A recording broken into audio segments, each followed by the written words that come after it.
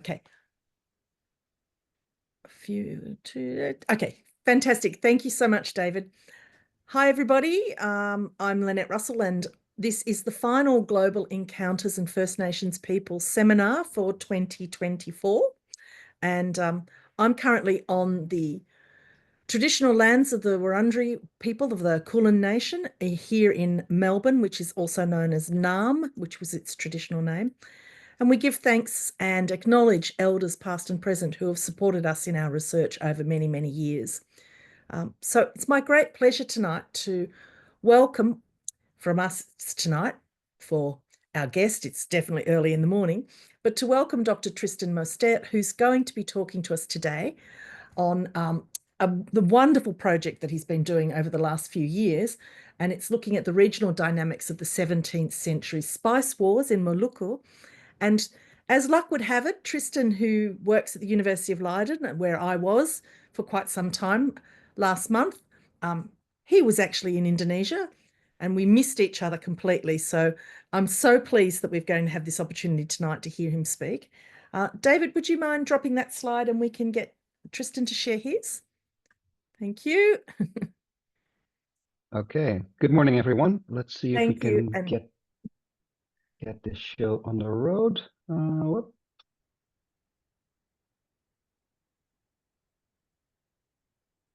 I shall mute. I think you're all seeing the slides now, right? That's right. Yeah. And you can unhighlight Excellent. David. Thanks. So good morning from Amsterdam, where the sun is just rising, and I think most of the people here are just about ready for dinner. So I'll be thanks to begin with very much for the invitation to share some insights from my research here. My PhD project was about these spice wars in a very wide sense. I have decided today to just give a sort of very general overview because it's a topic that is generally not well known, but with a specific focus on the sort of local political dynamics of these spice wars that happened in the 17th century. Now, I believe your project, in the first place, focuses on Australia itself and its indigenous peoples. This takes us slightly down the road, of course, into Maluku, but also towards Makassar. I'm sure that in your project, the Trepang trade to the North Australian coast, for instance, will be very important, or is very important. And this whole history that I'm going to tell today, I guess, is in some ways a prequel also to this whole Trepang trade that comes up mostly in the 18th century. Just to sort of kick things off, I thought I'd start by taking you to the town I was born, the city of Hoorn, where I spent my childhood. I'm not sure if like all the people are on the right of your screen, you cannot see what this picture is about, so you should move that taskbar to the left. And then you see that this is the festive, what do you call it in English, like the presentation of a statue, and that is the statue of Jan Pieterszoon Koen, which was revealed in the city of Hoorn in 1893. At a time when the Netherlands was once again embroiled in all sorts of colonial wars, particularly in Aceh at the time, it was, of course, the time when this particular brand of nationalism was really on the rise. And people in the Netherlands, particularly people enthusiastic about the whole Dutch colonial venture at the time, looked back to inspiring figures in the Dutch past and thought to have found one in Jan Pieterszoon Koen. I'm sure most people will know who that was, but just for completeness, he was the fourth Governor General and became particularly infamous these days because he initiated the genocide on Banda. So at the time he was seen as an empire builder. Now we have slightly different view of him, I would say. The statue is still there. But of course, recently we have seen some interesting dynamics around it. This is an earlier episode, and I thought I'd just include it just because it's, well, tragicomic, I would say. In 2011, Kun's statue was knocked off its pedestal, not by activists or anything, but by a crane truck doing something, making a weird turn on the square. And the truck driver apparently didn't notice and just drove off. So one morning, Kun was just lying there on the square. And why is this important? Because it put the foreign city government in an interesting position, because it is one thing to just leave the statue standing there, but to then actively have to, restore it and put it back is quite another. So it sort of put them on the spot to make a decision. In the end, they decided to just put it back where it was and add a new sort of sign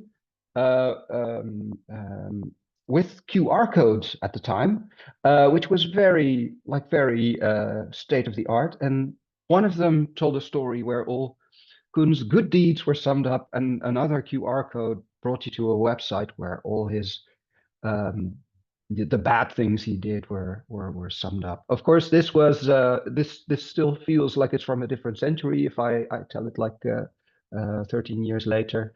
Decolonial activists in the Netherlands were not satisfied, and the statue got this sort of treatment quite regularly. Of course, things really came to a head in 2020 when the Black Lives Matter movement, suddenly exploded onto the world scene like it had never done before. It quickly became a movement against, the sort of presence of colonialism in the public sphere, in public space more generally. And in the Netherlands, this really focused on the Kun statue. How could a man like Kun still have this statue on this square? It made no sense, according to many activists. Genocide deserves no pedestal, is what the sign says right there. And here we see riot police actively sort of protecting the statue from activists. I am starting with these anecdotes about how people view this part of our history these days in the Netherlands, because it is particularly Banda and the events there from 1609 to 1621 that have really become quite well known, both in the Netherlands and abroad, and are often presented as a sort of symbol, you could say, for the more general problematic nature of early European colonialism and early Dutch colonialism in particular. So just two popular books, English language books that have come out and dealt with this. Nathaniel's Nutmeg, which is from a couple of years ago and describes this history from a sort of English perspective, because they still owned one of the Banda, or were still present on one of the Banda Islands and tried to resist the Dutch encroachment from there. Perhaps more relevant to the talk today and more recent is The Nutmeg's Curse by Amitav Ghosh, which came out in 2021, so 400 years after the Banda genocide. And in that book, Amitav Ghosh uses what happened on Banda as a sort of parable, as he says it, for how we are currently wreaking havoc on the planet. Basically, he presents the Bandanese as a sort of example of vitalism, people in contact with their natural environment and with their ancestors and with the place they live and taking good care of it, versus the Dutch as a sort of epitome of early capitalism and coming in and destroying this system that was already there. So Banda has become really sort of big in our collective imagination, you could say. So here we have that group of islands. And of course, Banda is really interesting, but what these sort of narratives tend to do as well is sort of divorce Banda from its environment and only connect it to wider events in the world if these are European events. If you know, they understand these books often give some attention to various European colonial interests, but Banda, where the Dutch come in with their treaties and from there sort of escalate into a war and ultimately decide to just destroy the society there and commit what was basically an early modern genocide, it allows itself to be packaged into this sort of separate story. Now, what I want to talk about today is how much Banda was not an isolated event, but was really part and parcel of more general political dynamics and cultural dynamics in the Eastern Archipelago, and that we cannot really fully understand Banda without being aware of that. So what I mostly want to do is look at that wider context today and tell you a little bit about that. To start with, let's see if I can get this. Just okay. So I'm sure a lot of you know the map of Eastern Indonesia quite well, but just for perspective, these are the Banda Islands. This very small group of islands. And of course, these are part of a much larger Malukan world. So here we go, Seram to the north, what is called the Ambon region. Important is Huamwal, the peninsula of Western Seram. And up north, we have the sultanates, including Ternate, which we see there. And of course, from there, this is also part of a much larger trading network, for example. So we see Makassar there, but the Ambon Islands were also connected to Macau, of course, Batavia later. I've highlighted Gresik because there were a lot of contacts, particularly with regard to Islam, and the Eastern Javanese kingdoms were also allies to some of the Malukan polities. So all in all, there we go. In order to understand Banda, there in yellow, we need to understand this wider region. And I will particularly be talking about the clove producing regions today. So the Banda Islands produce nutmeg, and this was their big attraction to all sorts of unwanted outside attention, shall we say. There was also a very similar sort of power struggle over access to cloves. Cloves are slightly more widespread than nutmeg. So all the areas highlighted in red are clove producing regions by the late 16th century. Slightly more widespread, but still so localized that an outside power could get it into its head to try and monopolize it. And that is exactly what the Dutch East India Company is doing just at the time that they are also trying to do that in Banda. You could say that Banda is part of a much wider policy. In order to understand the dynamics of this region, we need to familiarize ourselves a little bit with some of the local polities, and of particular importance is Ternate. So to just go back here, Ternate is all the way up north in Maluku and is one of a string of volcanic islands, which were the traditional homes of 4 separate sultanates. Ternate, Tidore, Makian, and Jailolo. Interestingly, so Ternate, this very small volcanic island, Tidore, right next to it as well. But while very close to each other, Ternate really had this sort of empire, as did Tidore. So the centers of these empires were within sight of one another. But the Sultan of Ternate, particularly in the late 16th century, is hugely influential throughout Maluku. Actually, let's first go here. So here, no, I'll go back one. This works better, I think. So Ternate all the way in the north. If you also see my mouse, I hope so. Ternate was the Sultan of Ternate was also the lord over the Sula and Bangai Islands here and here, and importantly over Western Seram right here, and a lot of other islands which I will leave out of the picture for now.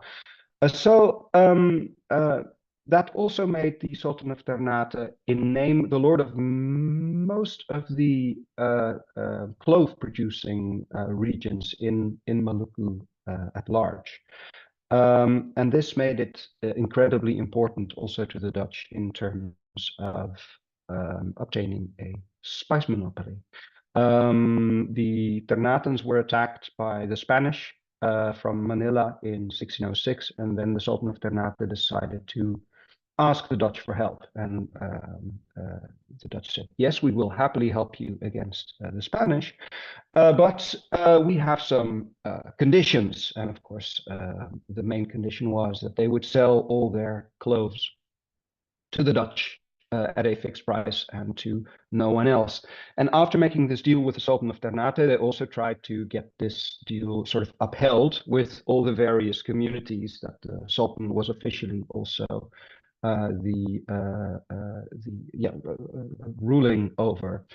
So that was their sort of, could say, their way into trying to get a spice monopoly. And this was also very important to the Ambon region, which we see here at large. So Ambon itself, right here, the Lease Islands. Here, this is that peninsula again, Western Ceram, also Huamwal, and the island of Ceram itself here. And also, for a sense of perspective, this is where Banda is. So it's really, you see how small it is, but you also see that it's like right over the horizon. It's really part of the same world as this whole Ambon region.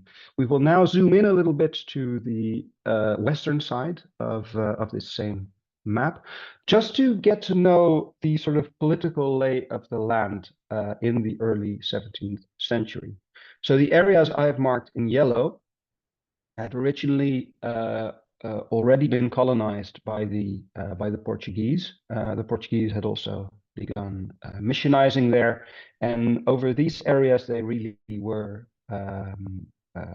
they really were the sort of lord over the people living there. These were in some way really their territorial possessions. In red, I've marked the areas where the Sultan of Ternate was officially the ruler, although Ternate was slightly too far away to make that work on a sort of day-to-day basis, so he ruled through a representative called the Kimalaha. The Kimalaha was a Ternatan nobleman who was stationed here. And in practice, we will see that Ternate is so far away that a lot of these Kimalaha sort of steer their own course and are much more receptive to local interests than to what the Sultan wants. Very important also is Hitu, which is really an independent state on the north side of the island of Ambon. And it is worth mentioning that it is actually the Hituese who sort of invite the Dutch East India Company in. Originally, before the Dutch East India Company is even founded in 1600, one of these earlier small Dutch companies tries to set up or actually Hitu tries to set up an alliance with this company against the Portuguese, because Hitu is at war with the Portuguese on Ambon. That doesn't work at the time, but in 1605 it does. And Hitu and the Dutch East India Company become allies and manage to kick out the Portuguese, and the Dutch then occupy their old fort, and afterwards lord it over these same regions that were originally Portuguese. So these yellow areas then become VOC ruled, you could say. This is also interesting because this is the first time that the Dutch East India Company actually permanently acquires a territorial possession. In their early years, they are not yet this sort of imperial power, you could say. They sometimes conquer something in their conflicts with other Europeans, most notably the Portuguese, but then usually abandon it because soldiers are expensive, etc. But this is where they become an imperial power. They conquer this Ambonese castle, and decide, oh, this is actually really nice because here we are right at the heart of this clove producing region. Maybe we wanna stay here. And they do, and very soon develop into what I think we can describe as an imperial power right there. This also brings us to the local political dynamics, and one very interesting and really undervalued source. I know that well, I've talked about it with Lei, but otherwise, it's not. There's never been an English translation, for example, so it is not really well known outside of Maluku and outside of the Netherlands. Is the Hikayat Tanah Hitu, which is a history of Hitu written by a Hituese nobleman called Imam Rijali, and he lived through this whole early 17th century um, uh, um, war in the region. Later, we will come to that, fled to Makassar and was then asked by the ruler there to write down the history of his people, and he did. And this gives us an incredible insight, because these sorts of sources are really rare for this region. This really gives us an indigenous perspective on this conflict and the interests of, in this case, the Hituese people in it. And this is important because it also shows us how the events on Banda, for example, influence the region at large. So I'll first go back a little bit in time, because when the Hituese were still fighting the Portuguese, they often allied themselves to these various Bandanese communities. So here we have a quote from the 16th century, where it is told that the Hituese were going to war with the Portuguese and then enlisted Bandanese help, and they formed this one big fleet and came up and made this spectacular victory against the Portuguese. The resistance of the infidels was broken, and the armada of Muslims returned victorious to eat, drink, and celebrate. So this is interesting because Hitu and the various Bandanese communities were allies. And of course, this immediately becomes a really complicated situation, because the Hituese and the Dutch East India Company, they form this alliance. But then the Dutch start making trouble with all their friends in the region, prominently including the Banda region. So this immediately puts you into a very awkward position, of course. This is, by the way, a print from the first outbreak of the conflict in the Banda Islands in 1609, as is this. So what do you do in that case if you're Hitu? And this is another thing that the Hikayat Tanah Hitu tells us something about. So the Kapitan Hitu, who is sort of the most prominent, at least from the European perspective, of the various Hituese nobles, is actually a function that was specifically created to deal with the Europeans. So the Kapitan Hitu is, well, I guess sort of a minister of foreign affairs or something like that, I guess, is a way to a way to understand it. And as soon as he hears that Koen in 1621 is going to go to Banda and end the war there in a quite horrifying way, he feels it is up to him to sort of try and do a last-ditch attempt at mediation. And he is able, we also know this from Dutch sources, he is allowed to join on the fleet. Koen says, yeah, I don't think it's going to work. I just want to be done with this, and I'm going to crush Bandanese resistance. But the Captain Hitu is insistent, and he joins on this expedition. And before the Dutch attack, he is allowed to go to Banda Besar, this large island that is not under control of the Dutch yet, and discusses what he can do. Is able to mediate between the Dutch East India Company and the Orang Kaya there. It doesn't work. So he's trying to sort of, this is interesting because we only know it from the Hikayat Tanah Hitu. The Dutch sources do not tell us what they discussed. There were no Dutch witnesses there. So the Hikayat Tanah Hitu tells us that the Captain Hitu mostly tried to convince them to wait, do not do anything rash. But the Orang Kaya basically see no other option but to go to war with the Dutch. So in the end, Captain Hitu is basically forced to put his hands up and retreats, and the Dutch invade, and well, the rest. Um, Trigger warning, sorry, a little too late, but I guess most of you will already be familiar with this image. Of course, it ends with the gruesome execution of the orang kaya, so the entire upper class that is still left in the Banda Islands. And then the deportation, enslavement, starvation, etc. of the Bandanese people. And in place of the then destroyed society, the Dutch roll out what is called the perkenier system. So something akin to a plantation system where free citizens cultivate the nutmeg with slave labor, basically. Importantly, this also really has an influence on the region at large. To begin with, it is important to be aware that there is still sometimes the number going around that there were 15,000 Bandanese before the Dutch arrived, and that the Dutch killed 14,000 of them in 1621.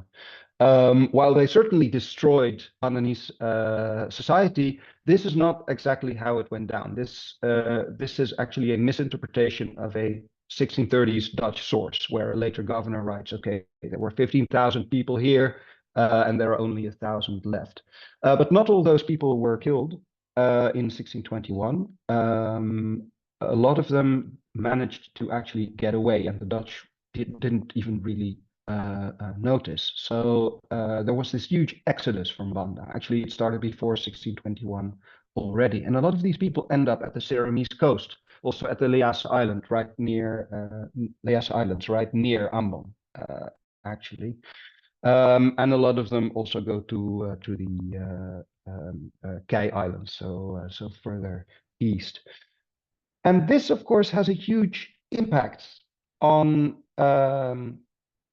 the region there as well. To begin with, the Dutch do not exactly make themselves popular elsewhere with what they've done in Banda. These waves of refugees wash up in these other regions, and of course, don't have very nice things to share about how the Dutch operated there. So as a consequence of what happened in Banda, the Dutch also see all goodwill disappear in other regions. In fact, this had started before as well, because the Dutch had made all these treaties, but were now enforcing them in a way that was actually not in accordance with how they had what the treaties stipulated. So, for example, the people in the red area here in Huamual, they were very unhappy with this whole spice monopoly and the way in which the Dutch were enforcing it. And of course, the Ternatan Sultan was sort of also a pawn in this, right? So these people were supposed to cooperate with this whole spice monopoly because there was a deal with their sultan. And the people living in Huamual, who are entirely dependent on their income from cloves and are not at all happy with the Dutch trying to sort of isolate them and make them dependent on them, they really start casting around, casting their eyes around for an alternate source of protection already in the 1610s. So we know that they made overtures to the English. We know that they made overtures to Tidore, like the rival sultanate from North Maluku, as well as to Makassar. And this really explodes after 1621. So no one very much likes the Dutch anymore after that. And we can understand why, of course. Also, I guess I should point out that I drew this really long arrow here because Makassar also jumps in. Actually, they step up and also pick up a lot of these Bandanese refugees and relocate them to Makassar itself, as a sort of act of charity, or however you want to call it, to the Bandanese. who are fellow Muslims, but also because these were their old trading partners. Makassar was also, a lot of Malay traders would come from Makassar and buy nutmeg in the Banda Islands. So bringing these people to Makassar is not only an act of charity, but also, how to put this, a sort of political move. They want this know-how, and they want to be able to work with these people. Now, the sort of grim atmosphere that then develops in the Ambon region after 1621 has also been the topic of this book by Adam Clulow from a couple of years ago, where he dives back into this case called the Amboina trial, or the Amboina massacre, which is basically a sort of internal European game, I suppose, because the Dutch believe that their own Japanese mercenaries and the English are hatching this sort of scheme on Ambon, and then arrest and torture them all, and execute them, and it becomes this big scandal in Europe. But the point of that book, and that is really interesting, is that Clulow is not interested in the sort of, was there really a conspiracy question that most of the historiography about this Amboina trial was about, but he was interested in the question, why were the Dutch panicking so bizarrely, whether there was any sort of conspiracy or not. And he actually explains that by also looking at the sort of general situation, and looks into this sort of atmosphere of panic that the Dutch experienced precisely because of what I just described. So the fact that all their local supposed allies have turned against them after what they did in Banda, that they're now basically facing a very hostile sort of environment of their own making, and that this inspires this sort of colonial anxiety, I suppose. So that is that book also looks into this period. Also important to notice is that Makassar, as I just said, really sort of steps up in this period. So Makassar on South Sulawesi, quite a bit to the west, was already expanding its political influence eastwards by the late 16th century. They have all these trading contacts in the Ambon region and in Maluku more generally already, and of course, with Ternate being a sort of Dutch puppet, I suppose you could say, and the Dutch themselves having become really unpopular now, they are really the sort of, yeah, the place you turn to for both for trade and for political protection. So after 1621, we very quickly see the rise of these what Dutch documents call spice hunters from Makassar, but it's much more than spice hunting.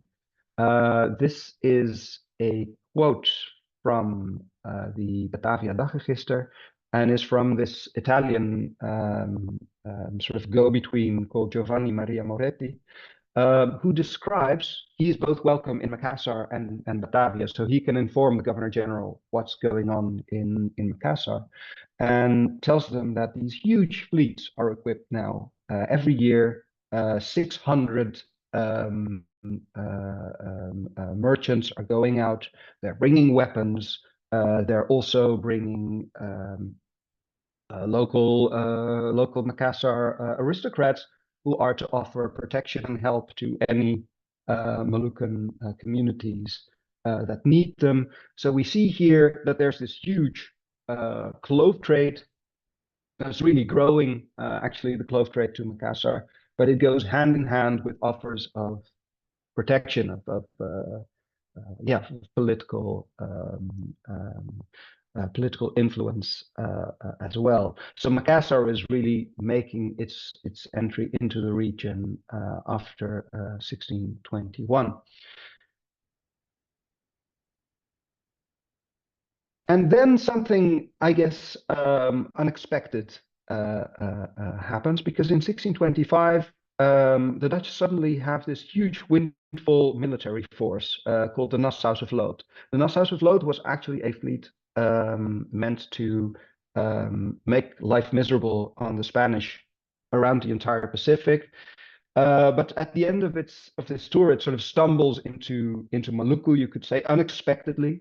The VOC does not know it's coming, but suddenly these 11 warships show up, and this is a far larger military force than the Dutch have at their disposal at the time. So in the Ambon region, this is the moment that the governor van Speult decides, okay, you know, it's all good and well that the Kimalaha is our ally on paper, etc., but it's all hogwash. They're now basically in open war against us, so we might as well retaliate. And that is what he does. So he uses this fleet in 1625 to have this military campaign all along the coast of Western Ceram. And the main point of it is not to conquer the settlements there, but to destroy every last clove tree they can get their hands on. If they no longer have cloves, they can also not sell them to the Makassars and other traders that we do not want here and that undercut our supposed monopoly. That is the idea. So they do a huge amount of damage. They destroy 65,000 clove trees, which is not nearly everything there is, but is probably about half. And of course, in a way, this makes things worse. So here's a quote from Rumphius, who writes in the late 17th century, writes a sort of history of this conflict, and he remarks, okay, so the clove trees, a lot of clove trees were destroyed, but they grow back, and after 10 years, there were good harvests again. But the sort of hatred that the Dutch inspired against them by doing this never went away. So in 1625, these sort of spice wars really became, really escalated beyond the point of no return, one could say. The subsequent conflicts, I guess, I will do a little bit with Seven League Strides because it's a sort of continuous mess of one war after another for the next 2 decades. Almost continuous war with the Kimalaha in Huamwal. Hitu, we will come to that, but Hitu is at some point really done with the Dutch as well and breaks the alliance and is in open revolt. The VOC's own Christian vassals are at some point done with them. We'll also come to that. And Makassar will, on 2 occasions, really intervene in the region militarily, like sending a large fleet and fight alongside the people of Western Ceram and Hitu. Perhaps to get a sort of grip on that, it is good to look at a couple of case studies. So here, the red arrow points to a place called Tobo, and as you can see, so the clove-producing regions are all the way to the west of this map, to the left. But the Dutch governor in Ambon decides to attack Tobo in 1632. And why do they want to attack there? Because Tobo is a staging area for attacks on Banda. A lot of these refugees are still on the Ceramese coast, are intent on recapturing their home, or if they cannot, make life as miserable on the Dutch as they can. Also free their women, for example. So a lot of the original Bandanese, they were all first shipped off. Then the Dutch discover that it is actually very difficult to grow nutmeg and decide to bring the Bandanese women back to Banda, now enslaved. So Tobo is one of the areas that is a staging area for these Bandanese attacks on Banda itself. So the Dutch go out there with a fleet. Now it is important also, I think, to say a thing or two about the sort of nature of these wars. So this is a print we have of Tobo, and we see that it is on a sort of coral platform that are quite common in the region. So it's very tectonically active. You know, Australia, as you'll know, is sort of crashing into it. So it's very tectonically active. There are all these coral reefs, and often they are sort of pushed up, and then you get these coral platforms, which are marvelous natural fortifications. So a lot of these communities are either on such a platform or have a sort of fortification on a nearby platform where you can retreat to. Tobo is one of these sorts of places and is very difficult to conquer by, well, let's say traditional European forms of warfare. So what it's high up, you can't reach these walls with the guns from your ships. We should also not forget that the Dutch East India Company only has very small numbers of troops all the way out here in the east of its entire empire at that point. So they often have great difficulty fighting in places like this.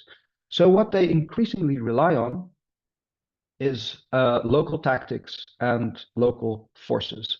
To begin with, what becomes more and more important is what is called the hongi, which is simply the Malukan word for fleet. So every one of these Ambonese communities has one of these kora-kora, these local warships. And the lord of the region, in this case the Dutch, can summon them all into a war fleet and then go to war. And the Dutch become increasingly enthusiastic about the fact that they can do this. Also because these ships are much more practical for warfare in this region.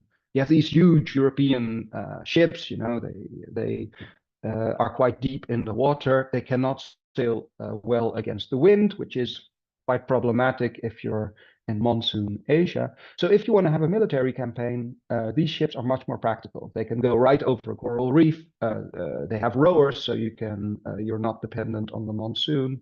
And they start basically summoning the hongi for every military expedition they want to make.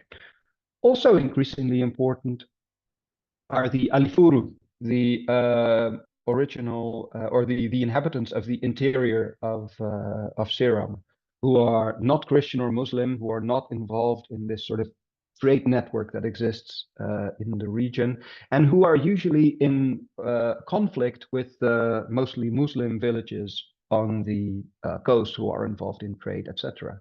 So they make a sort of, you could say, natural allies to the Dutch and soon discover so. So Tobo, before the Dutch move on Tobo, they inform the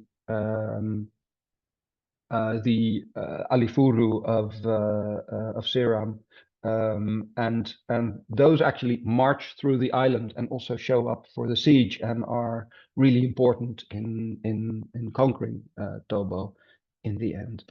Moving to a different case study, this is Iamahu. We see very similar sort of situation, right? So, but much larger. So Iamahu on Saparua Island has this huge coral platform.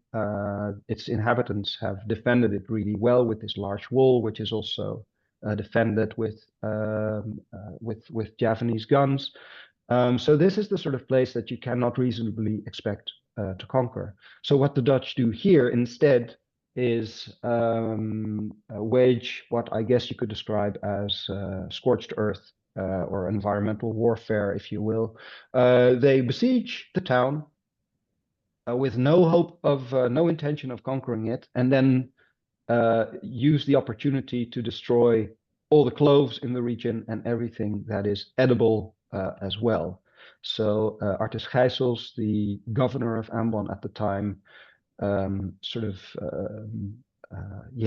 writes this rather disturbing thing to his superior afterwards, where he is sort of gleefully writing that he has destroyed everything in the region, and this used to be the most beautiful area in all of the Ambon Islands.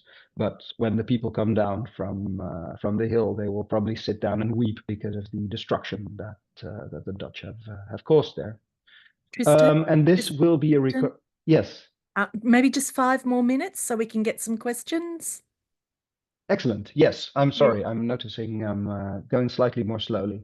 Then we'll go a little bit to the, I will here skip the fall of Hitu. So I've quickly introduced that Hitu um, um, at some point is done with the Dutch and rises against them. But in the end, the Dutch also are able to conquer that. And then, whoop, um, uh, the Dutch have the region under control to some degree from about 1647 to 1650. But then notice that clove production is going so well that having a monopoly is a problem because they cannot reasonably hope to sell it. So they're trying to force people in Cornwall to cut down their own clove trees. They're also trying to propagate Christianity, and all this doesn't go down very well. Of course, in the region. So in 1650 and 1651, there's this big sort of dual revolt against Dutch rule, both in Ternate and in Ambon, which works really well initially. So the Dutch, in the surprise attack, lose all of their forts outside Ambon Island proper, but are then able to retaliate quite effectively. Once again, go on this sort of environmental warfare tour, because this is what works, they have discovered. Makassar intervenes. So this is an important point, right? So Makassar becomes more and more invested in this region, both for its trade, but it also becomes a sort of alternate political center. So if you're disaffected with the Dutch and with the Ternatans, you turn to Makassar. And during this war, the people, actually the Kimalaha himself, so Ternatan noble, offers up Western Seram to the Makassars. Please be our new ruler. And Makassar comes and fights alongside the people of Huamual, also building these sorts of forts, which are really like European forts in a lot of ways, and are really quite effective in fighting the Dutch. In the end, the Dutch are able to win this war once again with these sort of scorched earth tactics, simply destroying all the foodstuffs that the people of Guamual have access to. And here we see the fall of the last few Makassar and Guamualese forts in 1655. Western Seram is then emptied. The few people that remain there after the war are deported to Ambon.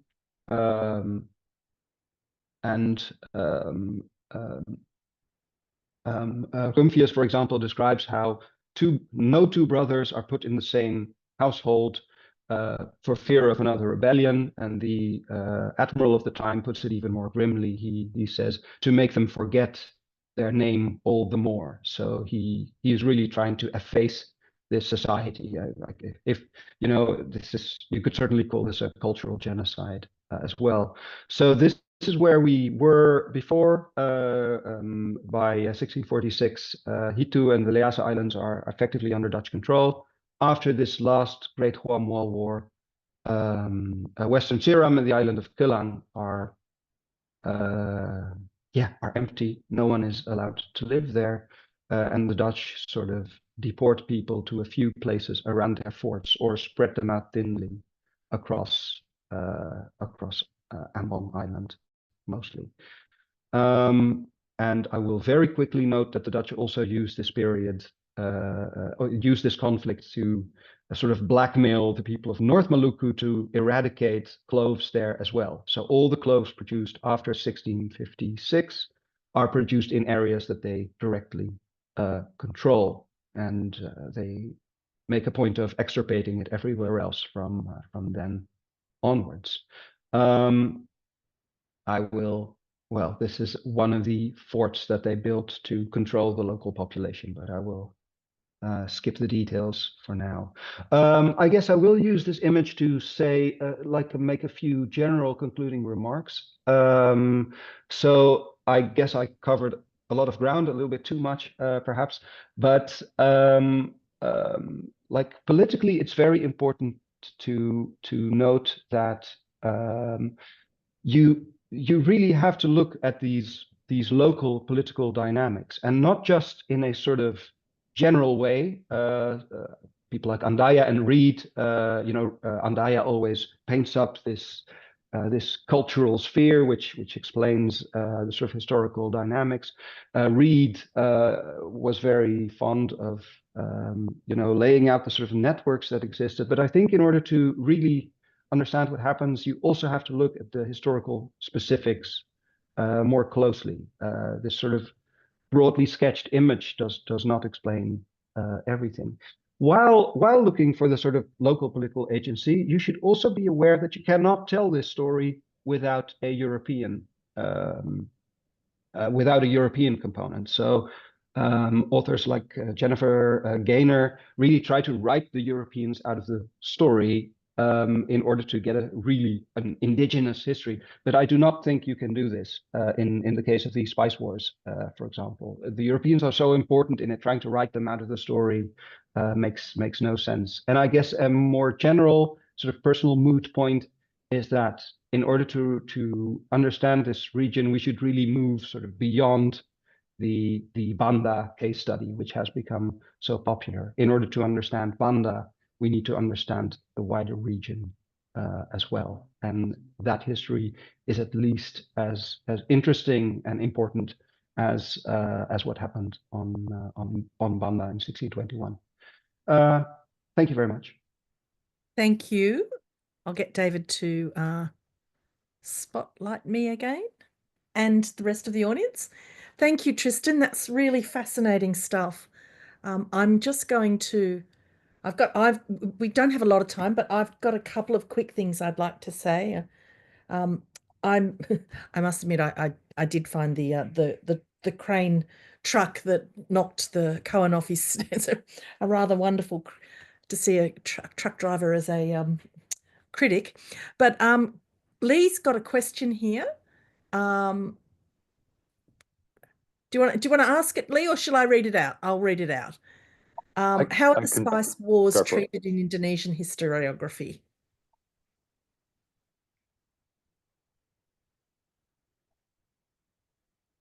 Short answer, hardly. So there's awareness of these wars locally, not even in all of Maluku, but in Ternate, people are, of course, it's still a sultanate. People are aware of this history. In Banda, it is really important to the local identity, as in Hitu. In Huamual, for example, it's not remembered at all, also because society there was destroyed and the people living there now have no historical connection to the people living there before the 17th century. But it is certainly not an important part of local research. There are a handful of people working on it.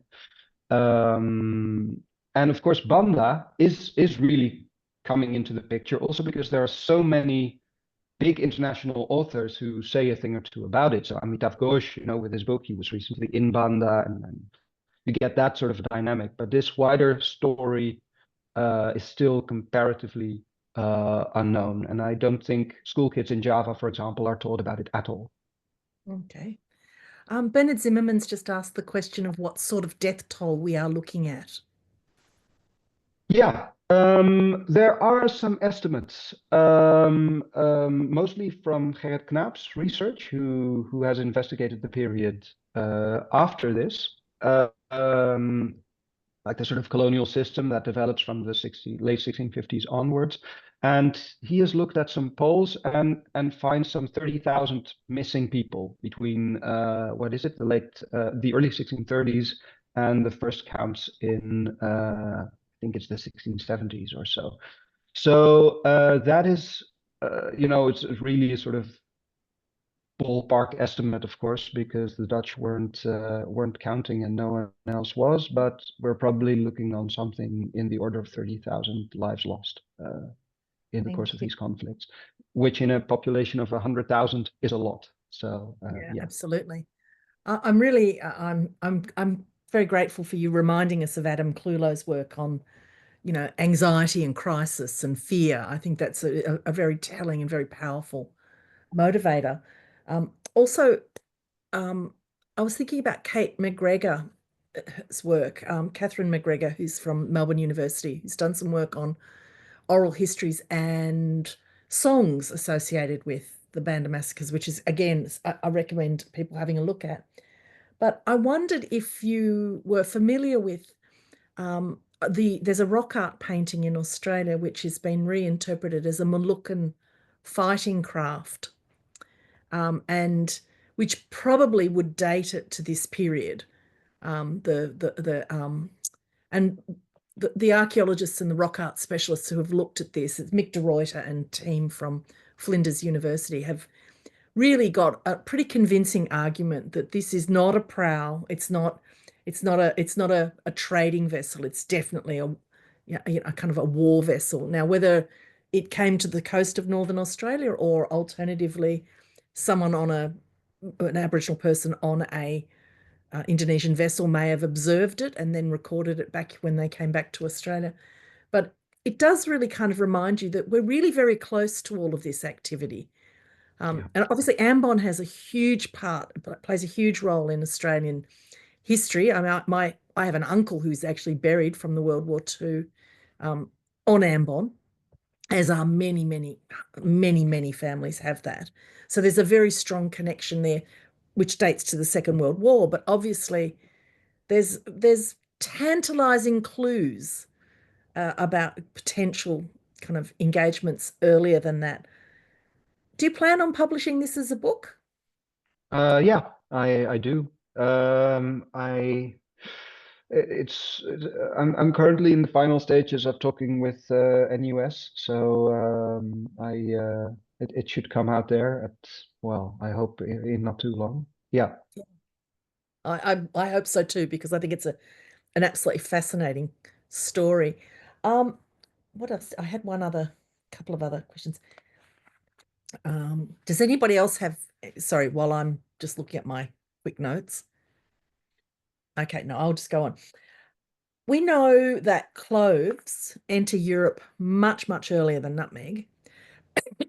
We get cloves, I think I'm right in about saying about 1700 years ago, around 1500 BC, whatever BC is. Yeah, there's there's one find. That one is Yeah. contested, by the way, but there is this one clove in this what is it? I think Mesopotamian archaeological site. Yeah. Sorry. Yeah. Very interesting, isn't it? It's tantalizing again, but who knows? But do you think there is a connection between those early Austronesian trading, maritime trading networks and what later becomes the spice routes or the Silk Road? I mean, these are all connected in one way or another. Um, do you see those as connected?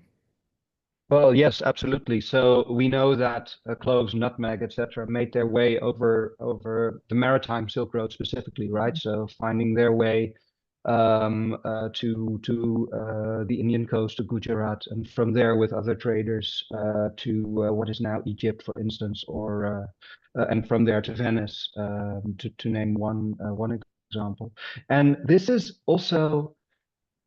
is a tantalizing bit of history. So the sort of present state of historiography is that the market for these goods really started expanding like from the late 15th century onwards, and this also sort of starts up this process of state formation in the region. Now, there's also evidence to suggest that there was a huge market for cloves, for example, in China as far back Mm. as the 12th Yeah. and 13th centuries, and that it came there in what must have been huge amounts.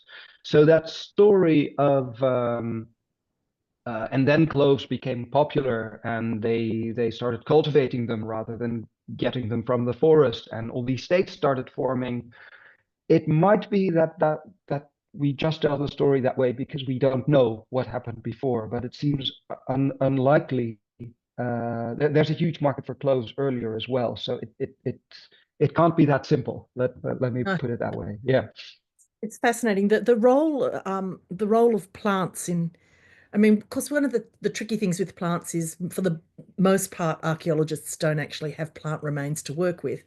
So the role of plants becomes, it's very complicated. Obviously, we have to often rely on trading documents and people descriptions of them. But have you talked also with botanists about, the role of these plants more generally? The role of these plants more generally. Well, I have talked with botanists, for example, about the role of cloves also in like indigenous Malukan culture and how they are used. Yep. Is that what you? Yeah, I'd be really interested to know. I mean, obviously local people were using these for both as a spice and as a medicinal, for medicinal purposes. Um, Yeah, I'm kind of guessing the Dutch don't just rock up and go, "Oh, that looks interesting, I'll take it with me." They no. must be using indigenous knowledges in the first So that instance. Very much so. And of course, so yes, indigenous knowledge is hugely important throughout. Cloves, of course, there has been a market for them forever, so they know what that is and already have an idea what it does Yep. medicinally, etc. But another example, slightly later, but still interesting, is Rumphius, for example, right? So he writes this huge botanical work on Ambon, and we know that he did so by using all these indigenous informers. The same goes in the way the wars are waged. So the Dutch always have, I guess that's slightly different from your question, but still sort of in the ballpark. The Dutch have all these spies and defectors, etc., and these are hugely important for them to even understand the sort of political landscape. In the beginning, they have no idea. So they, using this sort of indigenous intelligence, indigenous knowledge as well, is really important. Also, one thing to add to that is that these sort of extirpation policies, they also have a root in a way in local practice. So if two villages were in conflict, we even know this for Banda, for example, one of the things you do was go over there and destroy their spice trees because Yeah. that would hurt their income. And this is, you might even say there's a specific moment where that happens to a Dutch village, and then Gijssel starts doing it at a large scale. So there's evidence to suggest that even that is something the Dutch pick up locally, but then of course Fascinating. start executing at a sort of industrial scale, which has never happened before. Yeah, Yeah, no, that's really interesting. Look, I am aware that we've run out of time, and if no one's got any other questions, I think we should probably wrap it up. But thank you so much, Tristan. It's really been a pleasure to listen to your interesting work. I'm having been in the Netherlands just last month and having gone to the museum in Amsterdam.